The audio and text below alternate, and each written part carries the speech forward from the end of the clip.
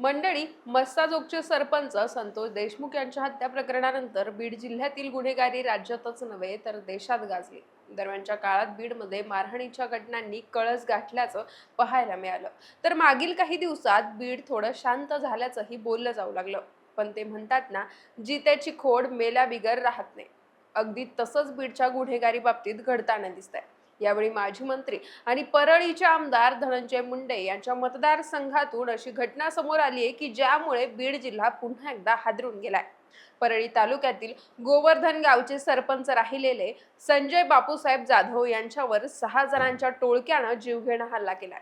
या हल्ल्यात झालेल्या कोयत्याच्या वारांमुळे जाधव यांना गंभीर दुखापत झाली असून सध्या त्यांच्यावर रुग्णालयात उपचार चालू असल्याची माहिती आहे. महत्वाचं म्हणजे त्यांच्या पत्नीने 8च दिवसांपूर्वी परळी कृषी उत्पन्न बाजार समितीच्या उपसभापती पदाचा राजीनामा दिला होता आणि त्यानंतर संजय जाधव यांच्यावर जीवघेणा हल्ला झाल्यानं आता वेगवेगळ्या चर्चांना उधाण आलंय. याशिवाय या सगळ्यात व्हायरल व्हिडिओची देखील चर्चा होते आणि त्याच पार्श्वभूमीवर जाधव यांच्यावर हल्ला झाला असावा का असा संशय व्यक्त केला जातोय. पण हा सगळा घटनाक्रम नेमका घडला कसा, संजय जाधव यांच्यासोबत नक्की काय घडलं, त्याचीच माहिती या व्हिडिओतून जाणून घेण्याचा प्रयत्न करूयात. नमस्कार, मी पूजा आणि आपण पाहतायत देदनका. मंडळी, संजय जाधव हे राष्ट्रवादी काँग्रेस अजित पवार गटाचे स्थानिक पातळीवरील महत्त्वाचे नेते आहेत. माजी मंत्री आणि आमदार धनंजय मुंडे यांचे ते समर्थक मानले जातात. 2019 ते 24 या दरम्यान ते परळी तालुक्यातील गोवर्धन गावचे सरपंच होते, तर त्यांच्या पत्नी भाग्यश्री जाधव या परळी कृषी उत्पन्न बाजार समितीच्या उपसभापती होत्या. नुकताच म्हणजे 8 दिवसांपूर्वीच त्यांनी त्यांच्या उपसभापती पदाचा राजीनामा बाजार समितीच्या सभापतीकडे दिला होता आणि त्यानंतर आता संजय जाधव यांच्यावर जीवघेणा हल्ला झाल्याची धक्कादायक घटना घडली आहे. 19 एप्रिलला अक्षय तृतीयेच्या दिवशी त्यांच्यावर अज्ञात हल्लेखोरांनी कोयत्यानं वार केले. ही घटना गोवर्धन हिवरा ते शिरसाळा रस्त्यावर रात्री 11:30 वाजता घडली. तर घडलं असं की संजय जाधव हे त्यांच्या शेतातील उसाला रात्री 10 वाजता पाणी देण्यासाठी गेले होते. दरम्यान आपलं काम झाल्यावर त्यांनी स्वतःची मोटरसायकल काढली आणि गोवर्धन येथून शिरसाळ्याकडे घरी जाण्यासाठी निघाले.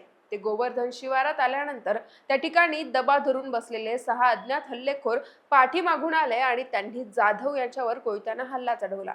यावेळी जाधव यांनी स्वतःचा बचाव करण्याचा प्रयत्न केला, पण तरीही झालेल्या हल्ल्यात ते गंभीर जखमी झाले.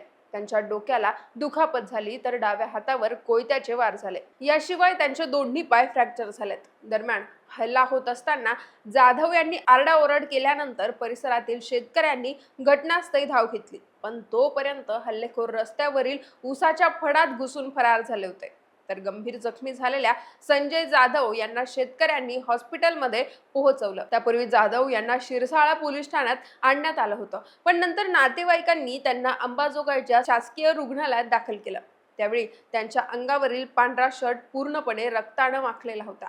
सध्या त्यांच्यावर वैद्यकीय उपचार सुरू असून या प्रकरणातील हल्लेखोर कोण आणि त्यांनी कोणत्या कारणातून माजी सरपंच संजय जाधव यांच्यावर हल्ला केला याचा तपास शिरसाळा पोलिसांकडून सुरू आहे. दरम्यान हल्ल्यातील एक हल्लेखोर हा गोवर्धन गावातीलच असून इतर 5 जण हे परळीचे असण्याची शक्यता आता व्यक्त केली जाते. तर जखमी संजय जाधव यांनी दिलेल्या माहितीनुसार आरोपींनी आम्ही दादाची माणसं आहोत, तुझा संतोष देशमुख करून टाकू अशी धमकी दिली.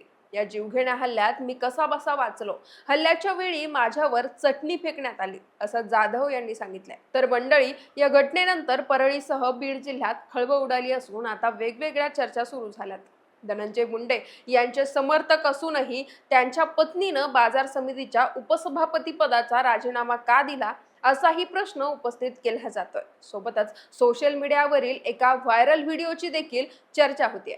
काही दिवसांपूर्वी संजय जाधव यांनी त्यांच्या गावातीलच एका तरुणाला मारहाण केली होती आणि त्या घटनेचा व्हिडिओ देखील व्हायरल झाला होता. त्यामुळे जाधव यांच्यावर झालेला हल्ला हा त्याच वादातून झाला असावा का असा संशय आता व्यक्त केला जातोय. पोलिसांकडूनही तसा प्राथमिक अंदाज व्यक्त केलाय. बाकी तो व्हायरल व्हिडिओ आणि आता झालेला जीवघेणा हल्ला या दोन्ही गोष्टींची सध्या बीड जिल्ह्यात मोठी चर्चा रंगली आहे. तर दुसरीकडे एका राजकीय नेत्यावर असा हल्ला झाल्यानं परळीतील दहशतवादीचा मुद्दा पुन्हा एकदा समोर आलाय. या प्रकरणाचा पुढील तपास सध्या शिरसाळा पोलिसांकडून चालू आहे. त्यातून आता कोणकोणत्या बाबी स्पष्ट होतात ते पाहणं महत्त्वाचं असणार आहे. बाकी परळीतील या घटनेवरची तुमची मतं आणि प्रतिक्रिया मला कमेंटच्या माध्यमातून कळवा आणि देदानकाला सबस्क्राईब करायला विसरू नका.